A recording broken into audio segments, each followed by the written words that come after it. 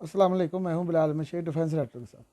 Poland मशरकी Europe और मगरबी Europe के संगम पर वाक़ है और जिस तरह यूक्रेन के हालात ख़राब होने की वजह से मशरकी और मगरबी यूरोप दोनों बहुत ज़्यादा मुतासर होते हैं, उसी तरह पोलैंड के हालात भी पूरे यूरोप के लिए बहुत अहमियत के हामिल हैं।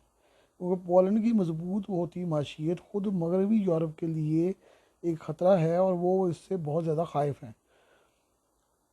नेटो का हिस्सा होने के बावजूद नेटो के पुराने ममालिक की पोलैंड के बारे में जो नज़रियात और तहफ़्फ़ुज़ात हैं वो बहुत ज़्यादा हैं।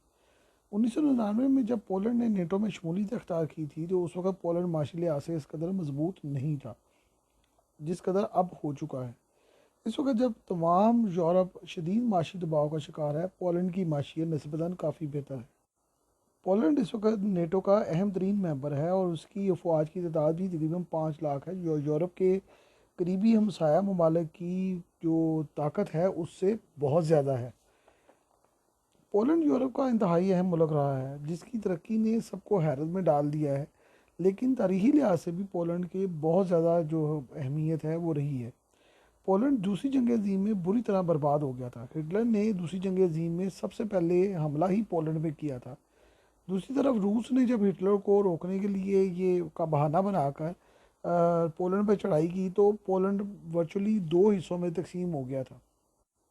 हिटलर की जब गिरफ्त मजबूत हुई पोलैंड पर तो उसने इस इलाके में 6 बहुत बड़े कैंप बनाए जहां पूरे यूरोप से इकट्ठे किए हुए यहूदियों को लाकर मारा गया था, जिनकी तादाद 30 लाख थी। इसके अलावा तकरीबन 25 लाख दीगर पोलिश बाशिंदों को भी इन कैंपों में मार दिया गया था, जो ज़्यादातर यहूदी थे।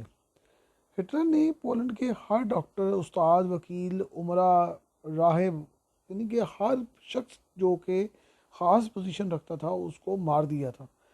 दूसरी तरफ रूस ने भी तकरीबन 2 लाख जो पोलिश बाशिंदे थे उनको हलाक कर दिया था। स्टालिन ने 77,500 मरबा किलोमीटर इलाके को रूस का मुस्तकिल हिस्सा बना दिया था, जो आज भी रूस का हिस्सा है, और वहाँ से लाखों लोग नकल मकानी करके जो है वो दूसरे इलाकों में मुंतकिल हो गए थे। कई लोग मर गए, कई लोग जो है वो बच गए, इसी तरह हुआ। रूस, बरतानिया और अमेरिका दूसरी जंग अज़ीम के इत्तेहादी थे।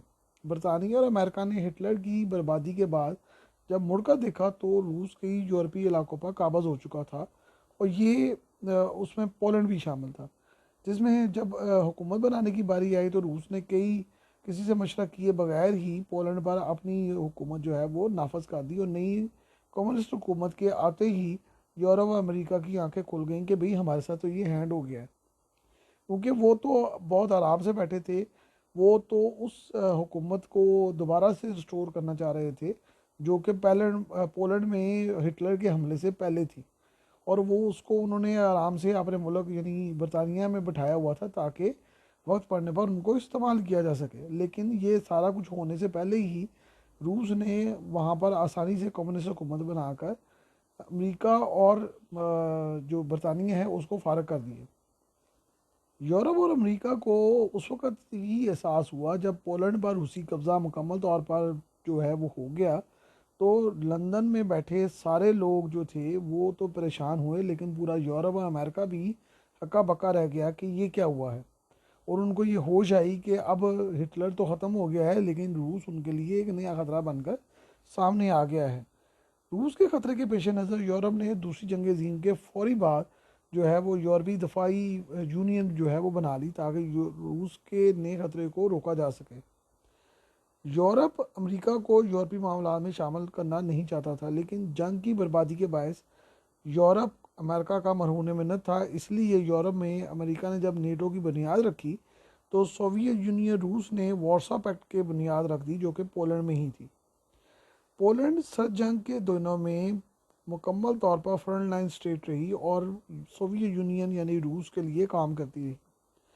मई 1955 से लेकर 1991 तक पोलैंड रूसी कम्युनिस्ट असरात के ज़ेरे साया रहा, लेकिन जल्द ही उन्होंने इससे जान छुड़ा ली और सोवियत यूनियन के ख़ात्मे के फौरी बाद जो है वो ना सिर्फ पोलैंड मुकम्मल तौर पर कम्युनिस्ट असर से आज़ाद हो गया, उसने फौरी तौर पर नेटो में 1999 में शमूलियत इख्तियार कर दी।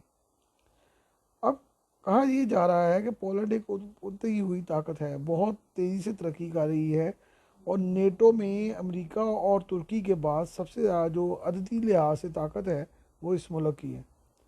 इस वक्त पोलैंड की फ़ज़ाइया, बहरिया और आर्मी बहुत ज़्यादा जदीद खतूत पर इस्तेमाल हो रही है और इसको नेटो के स्टैंडर्ड पर बड़ी जल्दी ले आया गया है।